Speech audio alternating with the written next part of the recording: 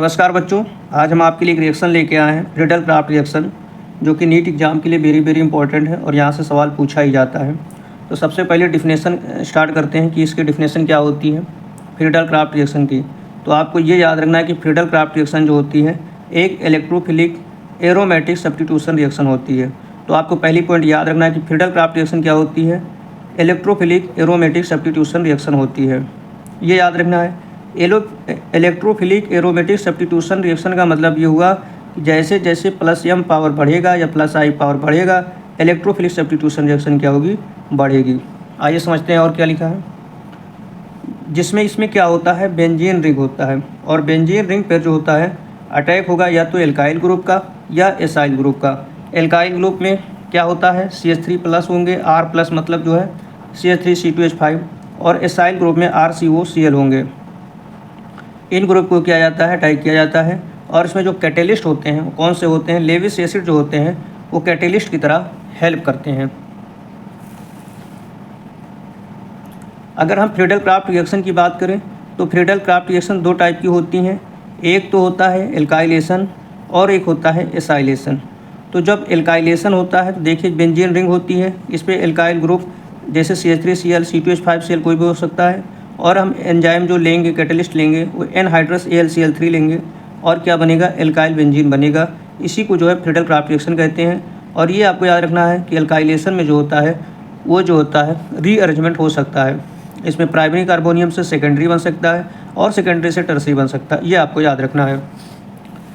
जैसे एक general reaction है कि बेंजीन है, बेंजीन की रिएक्शन जो है एल्काइल क्लोराइड के साथ कराया जाता है। और यहाँ पे कुछ भी हो सकता है, CH3 हो सकता है, C2H5 हो सकता है, कुछ भी हो सकता है। एनहाइड्रस AlCl3 लेंगे और एल्काइल बेंजीन बनेगा और HCl बाई प्रोडक्ट निकल जाएगा। जैसे ये रिएक्शन है, बेंजीन है, बेंजीन की रिएक्शन किससे करा रहे हैं, मेथिल क्लोराइड के साथ में। रिएजेंट कौन सा ले रहे हैं, एंजाइम का कैटेलिस्ट का काम कौन करेगा, एनहाइड्रस AlCl3, और हमारा क्या बन जाएगा, टॉल्यूइन बन जाएगा और HCl बाई प्रोडक्ट बाहर निकल जाएगा। अगर हम इस बॉन्ड की बात करें तो ये बॉन्ड हेट्रोलिटिक बॉन्ड ब्रेकिंग होगा और CH3 पे पॉजिटिव चार्ज आएगा और क्लोरीन पे माइनस आ जाएगा, और ये मिथाइल जाके यहाँ से अटैक कर देगा और यहाँ से हाइड्रोजन इसके साथ निकल के HCl बाहर चला जाएगा।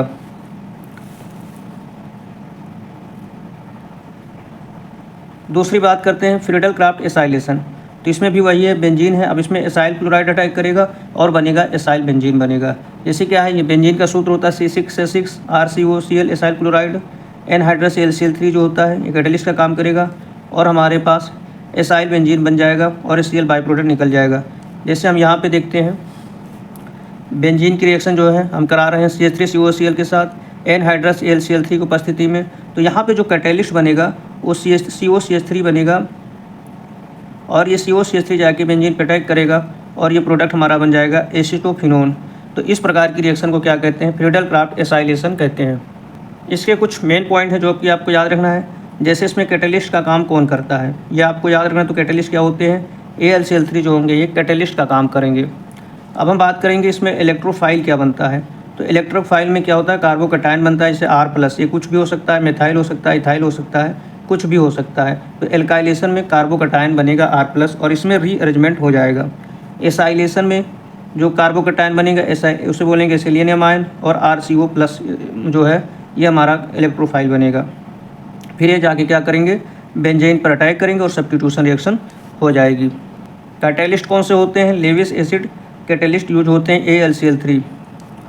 कार्बोकैटायन में क्या होगा, रीअरेंजमेंट हो जाएगा। रीअरेंजमेंट किस में होगा, एल्काइलेशन में होगा, एसाइलेशन में नहीं होगा, ये आपको याद रखना है। और रीअरेंजमेंट में क्या हो सकता है, प्राइमरी कार्बोकैटायन से सेकेंडरी कार्बोकैटायन बन जाता है और सेकेंडरी कार्बोकैटायन से टर्सरी कार्बोकैटायन बन जाता है।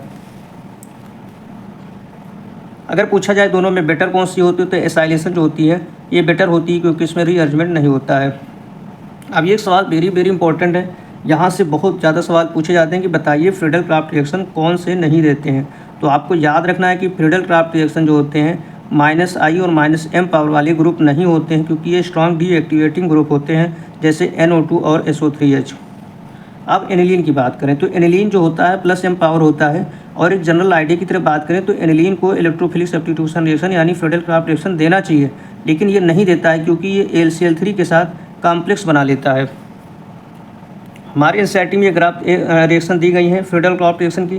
तो सबसे पहले देखिए इसको किससे करा रहा है, अभी हमने कहा जो होता है एल्काइल क्लोराइड, ये क्या है, मेथिल क्लोराइड है। इसमें कार्बोकटायन का रोल कौन करेगा, CH3Cl में इलेक्ट्रोनिगेटिविटी क्लोरीन की ज़्यादा होती तो बांड का ब्रेक इधर होगा, तो कार्बन पे पॉजिटिव चार्ज आएगा और क्लोरीन पे माइनस। अभी हमने कहा कि इसमें क्या होता है, एल्काइलेशन और एसाइलेशन में कार्बोकटायन बनता है। अब ये CH3 बना है, अब ये जाके अटैक करेगा, तो या तो ये आर्थो पर अटैक करेगा जो प्लस एम पावर होते हैं, या तो पैरा पर अटैक करेगा। तो आर्थो पर अटैक करेगा तो हमारा जो प्रोडक्ट बनेगा वो 1 क्लोरो 2 मेथिल बेंजीन बनेगा, ये क्या होगा, माइनर होगा। और पैरा पे अगर अटैक करेगा तो 1 क्लोरो 4 मेथाइल बेंजीन बनेगा, जो कि क्या होगा, मेजर प्रोडक्ट बनेगा। दूसरा क्या है, क्लोरोबेंजीन में जब एसाइलेशन कराया जाता है CH3COCl, तो ये बॉन्ड जो होता है इधर ऐसे टूटता है, ये ऑक्सीजन की तरफ नहीं टूटता है और इस पर पॉजिटिव चार्ज आ जाएगा। ये जाके यहाँ पे अटैक करेगा आर्थो पे, तो बनेगा 2 क्लोरो एस्टोफिनोन, ये माइनर बनेगा। और यही अगर पैरा पे अटैक करेगा तो 4 क्लोरो एस्टोफिनोन बनेगा, ये मेजर प्रोडक्ट बनेगा। तो ये हमारा जो है, हमने आपको फ्रीडल-क्राफ्ट रिएक्शन बताई, आप इसको बार बार पढ़िए और रिवाइज करिए, क्योंकि वेरी इंपॉर्टेंट रिएक्शन होती है। नमस्कार बच्चों।